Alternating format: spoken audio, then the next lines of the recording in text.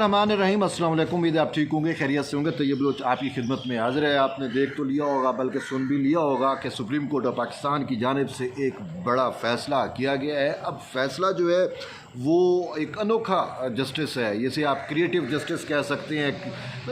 खुद एक तख्लीक का करदा जस्टिस है जिसकी आइन में शायद ही कोई गुंजाइश हो, लेकिन आइन की लाज रखी है दो जजेस ने, जस्टिस चीफ जस्टिस काजी फैज़ ईसा और जस्टिस जमाल खान मंदोखेल ने। उन्होंने आइन को शर्मिंदा ताबीर नहीं होने दिया, वो उसको शर्मिंदा नहीं किया, शर्मसार नहीं किया, लेकिन उनका जो फ़ैसला है जो वो बिल्कुल अक्सरी अक़लियत में फ़ैसला है। मतलब एक अक़लियत उसका कोई इतना वो नहीं है, लेकिन वो कहा जाता है कि अक़लियती जो फ़ैसले होते हैं वो मुस्तक़बिल के फ़ैसले साबित होते हैं। शायद ऐसा हो कि मुस्तक़बिल में फिर वक्त बताए कि काजी साहब और जस्टिस जमाल खान मंदोखेल वाकई ही तारीख़ के दुरुस्त सिमत पे थे। लेकिन अफसोस होता है हमें दूसरी सिमत में कि जो कुछ किया गया, बात यह है कि अभी भी इन्होंने 17 सफ़हात की जो जजमेंट जारी की है उसमें कहीं नहीं बताया गया जी कि वो किस तरीके से, यानी कि एक पार्टी नहीं है, एक फ्रीक नहीं है, तरीक़े इंसाफ आपके सामने है। उसका तो केस ही नहीं था, केस ही सुन्नी इत्तेहाद कौंसल का था, ठीक है। तो सुन्नी इत्तेहाद कौंसल को चलो ठीक है, आपने नशिस्तें देनी है तो उस फ्रीक को दो जो कम से कम आपके सामने है, जो अपील लेके आया है, उसको तो आपने दी नहीं है। आपने जाके एक थर्ड फोर्स को, एक थर्ड उसको जो है फ्रीक को, जो बरहरास फ्रीक नहीं था, तरीके इंसाफ को जाके आप नशिस्तें दे रहे हैं, तो आप किसको खुश करना चाह रहे हैं? इस बात बड़ी सिंपल सी है। अब जस्टिस मंसूर अली शाह से हमें ये तवक्को नहीं थी, ख़ासकर मुझे ये तवक्को नहीं थी। मैं बड़ी रिस्पेक्ट करता हूँ शाह जी की, और शाह जी साहब, शाह जी ने ऐसा क्यों किया है, मतलब है कि ये मैं भी नहीं सोच सकता था। शायद अपने चीफ जस्टिस काजी फैज़ ईसा के भी वहम व गुमान में नहीं होगा। काजी साहब उन पर बहुत ज़्यादा ट्रस्ट करते थे, एतमाद करते थे, उनको हमेशा अपने साथ रखते थे, और बड़ी यानी कि खुद जो है वो जस्टिस मंसूर अली शाह जो है वो चीफ जस्टिस काजी फैज़ ईसा का, तो उनको मरहून मिन्नत होना चाहिए कि उनकी वजह से जो है वो जस्टिस मंसूर अली शाह का बतौर चीफ जस्टिस जो टेन्योर है वो बढ़ गया, ठीक है। जस्टिस इजाज़ुल एहसन जो है वो जब इस्तीफ़ा दे के चले गए तो उसका बेनिफिशरी कौन है? खुद जस्टिस मंसूर अली शाह साहब हैं। लेकिन अब जस्टिस मंसूर अली शाह साहब के दिमाग में जस्टिस अतर मिनल्ला के तवस्सुत से या हमारे कुछ यूट्यूबर्स ने जो है एक प्रोपेगेंडा किया और उनके दिमाग में एक बात बिठा दी गई कि जी ये जो सुन्नी इत्तेहाद कौंसल का केस है ये इस वजह से इम्पोर्टेंट है कि इससे हुक्मरान जमात को 2/3 मिलेगी, और जब हुक्मरान जमात 2/3 की ले लेगी तो फिर उससे जो है वो एक जुडिशल पैकेज आएगा और उसमें चीफ जस्टिस काजी फैज़ ईसा को 3 साल मिल जाएंगे। और ये इस तरह की बातें जो हैं वो की गई, और जस्टिस मंसूर अली शाह जो है वो इस चीज़ पे आ गए। बादियुल नज़र में मैं गलत हो सकता हूँ, लेकिन मैं जो एक चीज़ को समझ रहा हूँ वो आपको बतलाना चाह रहा हूँ कि जस्टिस मंसूर अली शाह वो एक मफरूज़े पे आ गए। हमारे दोस्त मतीउल्लाह जान साहब ने एक जो है वो पूरा एक प्रोग्राम किया था कि काजी फैज़ ईसा को फुल कोर्ट में क्यों नहीं होना चाहिए, इस वजह से नहीं होना चाहिए कि जो है वो इस केस का जो फ़ैसला होगा वो पार्लिमान पे असरअंदाज होगा, और मखसूस नशिस्तों का मामला है, 2/3 का मामला है, तो फिर जो है वो काजी साहब इस वजह से उस बेंच का हिस्सा ना हों कि अगर सीटें जो है हुक्मरान जमात को मिलती हैं तो वो फिर 2/3 और वो सारा कुछ, तो इस वजह से वो इस पे वजह से वो प्रोपेगेट कर रहे थे, प्रोपेगेंडा कर रहे थे काजी साहब के ख़िलाफ़ कि जो है वो काजी साहब इसके बेनिफिशरी होंगे और वो कोशिश करेंगे जी फ़ैसला इस तरीके से हो। लेकिन बात यह है कि अगर वो काजी साहब पे एतराज़ कर रहे थे तो फिर जस्टिस मंसूर अली शाह पे भी तो एतराज़ बनता है कि खुद चीफ जस्टिस मंसूर अली शाह जो है वो भी तो उनका इसके बेनिफिशरी हैं ना।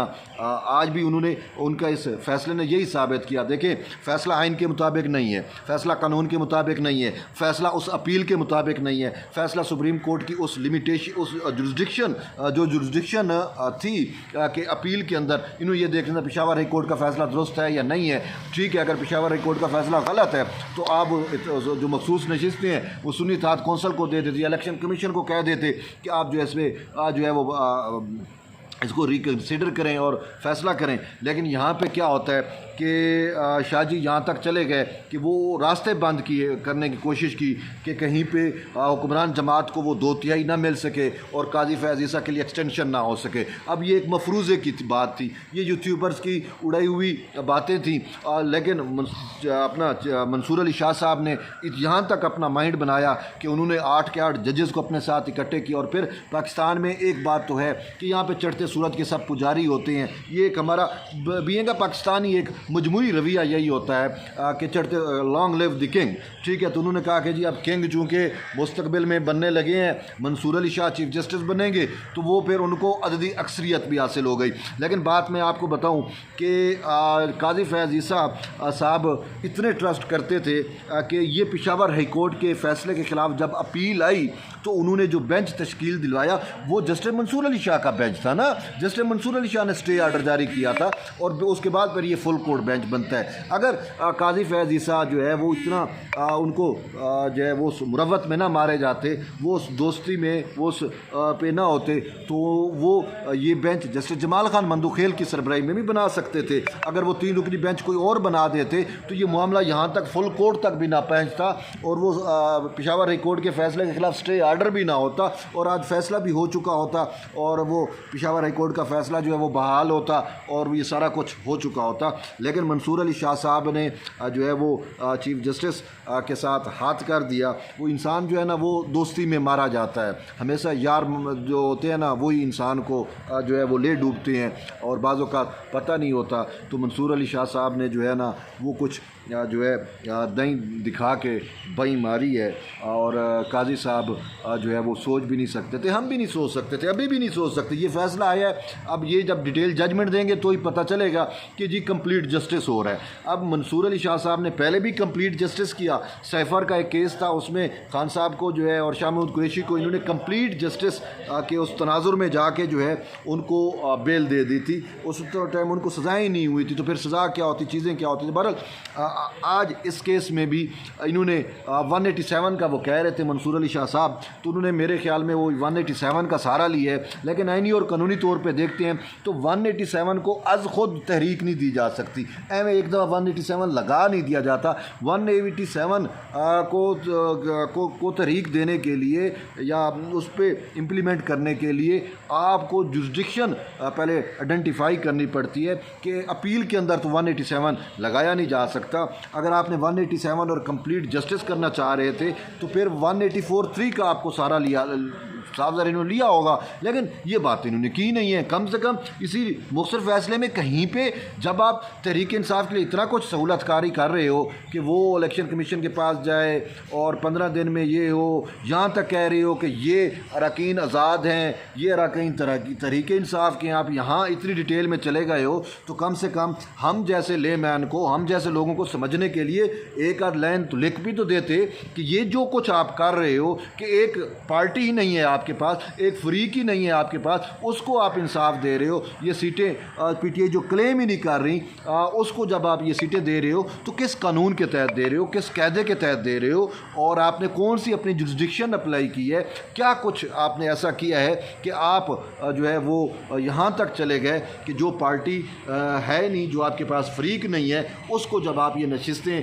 जो है वो दान कर रहे हो तो वो या ये सखावत आप जो कर रहे हैं शाह जी, ये सखावत आपने किस आइन के तहत की है, किस आर्टिकल के तहत की है और सुप्रीम कोर्ट की कौन सी जुरिस्डिक्शन में जाके आपने ऐसा किया है, ये तो कम से कम आप इस मुख्तसर फैसले में कहीं ना कहीं मेंशन कर देते तो हम जैसे लोगों को समझने में आसानी होती। लेकिन बात यह है कि अभी बातें तो बनेंगी और बड़ी बड़ी चीज़ें अभी सामने आनी हैं, तो देखते हैं जी। अभी मामलात यहाँ तक रुकने वाले नहीं हैं, जो कुछ सुप्रीम कोर्ट की जानिब से किया है अब तो ये दरवाज़ा दोबारा ओपन हो गया है। जो उस टाइम बंदियाल साहब के दौर में मामलात थे और ये एक तसर था कि जी तहरीक इंसाफ को जो है वो अब जज ही उनके वकील हो गए हैं। तो हमने देखा इस केस में भी जो है वो बहुत सारे ऐसे जजेस थे जो है उनकी वकालत करते रहे और उनका बस नहीं चल रहा था कि वो अपनी जजेस की सीट छोड़ के रोस्टम पे आ जाते और और फिर मंसूर अली शाह साहब ये कहते थे ये उनका हक़ है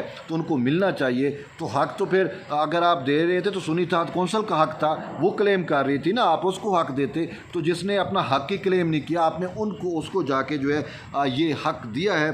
तो बहरहाल आपकी विजडम हमसे ज़्यादा है, आपकी सोच हमसे ज़्यादा है और आपके पास इख्तियार है। हमारे पास क्या इख्तियार है? कुछ भी नहीं है।